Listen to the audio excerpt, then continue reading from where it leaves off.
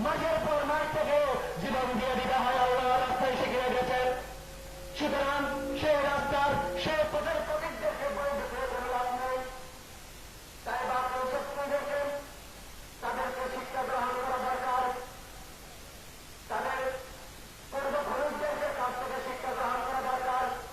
তারা নমরুদ পৃথিবীতে চিরস্থায়ী হয় নাই। আল্লাহর আযাব তাদেরকে ধরছিল। আল্লাহ তাআলা বলতেছেন শয়তানের চক্রান্ত খুবই দুর্বল, খুবই দুর্বল। আল্লাহ তাআলা যে পরিকল্পনা করেন তার মধ্যে শয়তানের চক্রান্ত ঢুকতে পারে না।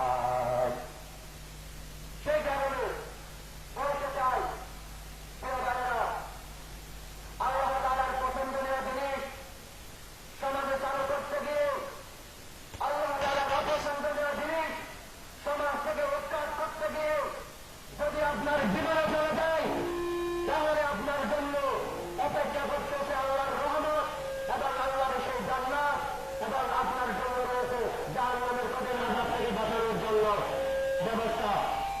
এবং আল্লাহ রাসূল বলেছেন তুমি দুনিয়াতে যদি আল্লাহর রাস্তায় সংগ্রাম করতে গিয়ে জীবন চলে যায় তাহলে তোমার কোনো ভয় নেই, কোনো চিন্তা নেই, কারণ তোমার জন্য রয়েছে সেই আকাঙ্ক্ষা যেটা আমরা চাই আল্লাহর কাছে।